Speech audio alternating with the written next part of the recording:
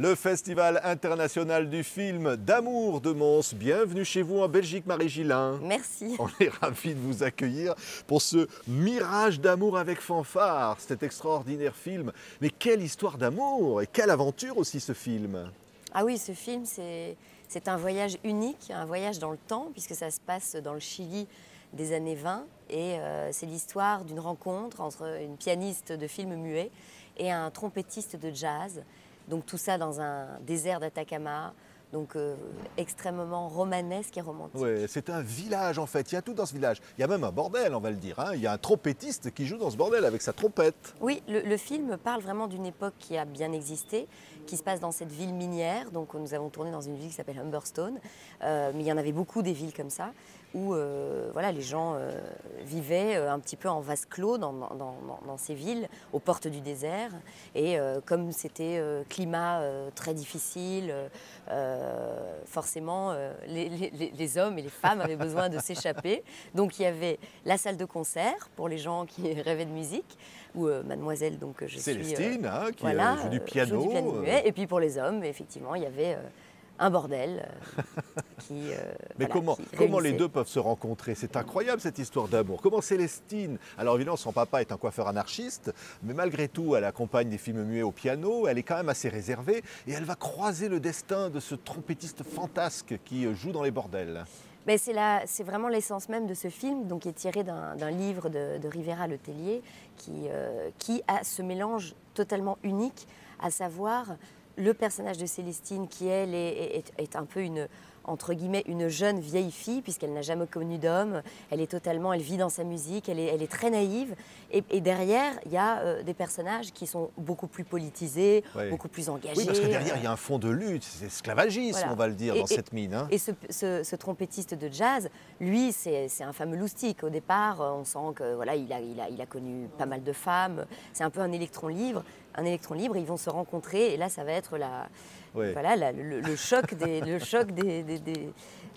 cultures. Il est poursuivi par un commandant de police jaloux et il va finir par se retrouver dans la chambre de cette demoiselle.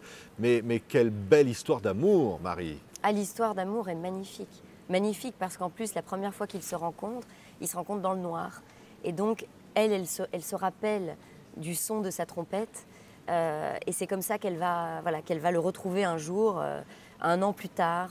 Donc c'est vrai que ce film est complètement unique parce qu'il y a énormément d'humour.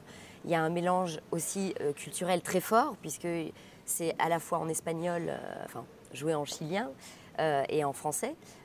Donc c'est un mélange des cultures, et d'ailleurs à l'image de ces villages, parce que dans ces villages, dans ces villes minières, il y avait plein de gens de tous les bords, de tous les horizons. Donc en cela, le film est plutôt assez réaliste.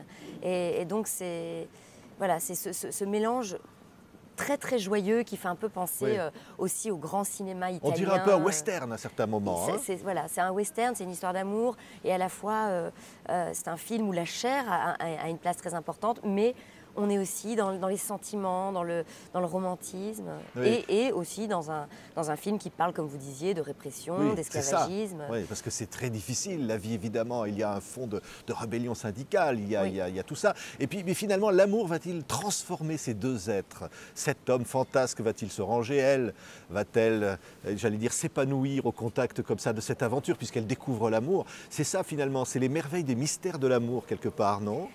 Oui, alors ils vont tous les deux être transcendés par cette découverte de l'amour. Mais ce qui est très fort, c'est que tout ça est tendu par une tension dramatique, puisqu'il y a un coup d'État qui est en train de se préparer. Donc on sent qu'il y a une tension et un danger sous-jacent qui, comme souvent, porte une histoire d'amour et la rendent encore plus magnifiée par ce danger. Et on découvre cette Célestine, elle se révèle être une femme totalement passionnée, entière, et qui va aller jusqu'au bout, aussi bien dans la légèreté, dans le bonheur, que dans le drame aussi. C'est un grand rôle, vraiment formidable, Marie. Réalisé par Berthoud, on va raconter l'histoire de ce film, pensé dans les années 2000, Bernard Giraudot, Bernard Rapp, ils vont disparaître, ils voulaient ce film, vous voulez dans ce film. Et 15 ans après, vous êtes là au rendez-vous. C'est une belle histoire de fidélité aussi. Hein. Oui, c'est l'histoire d'une rencontre. C'est vrai que moi j'avais rencontré Bernard Giraudot il y a longtemps. Mais déjà, Hubert Thoin était déjà caché quelque Producteur. part parce qu'il était coproducteur et je pense que c'est lui qui avait parlé de moi à Bernard. Et donc Bernard avait trouvé cette idée intéressante, donc on s'était rencontrés. Et puis moi j'ai suivi la jeunesse de ce projet depuis le départ, donc c'est vrai que c'est un film qui est encore plus fort aujourd'hui, qui a encore plus de sens parce que c'est un peu été un parcours de tous les instants. Et Hubert Thoin n'a jamais lâché le projet. Et quand Bernard Giraudot est décédé, il s'est dit il faut lui rendre hommage, il faut faire ce film parce que voilà, parce que déjà rendre hommage à Bernard Giraudot, rendre hommage à son talent, mais aussi parce que cette histoire était magnifique et qu'elle ne pouvait pas rester dans un tiroir. Ouais, vous vous êtes senti Célestine, vous vous êtes dit je veux porter comme ça ce souffle romanesque dans ce désert et à travers ce film. Et finalement, cette femme, quelque part, un combat pour la liberté.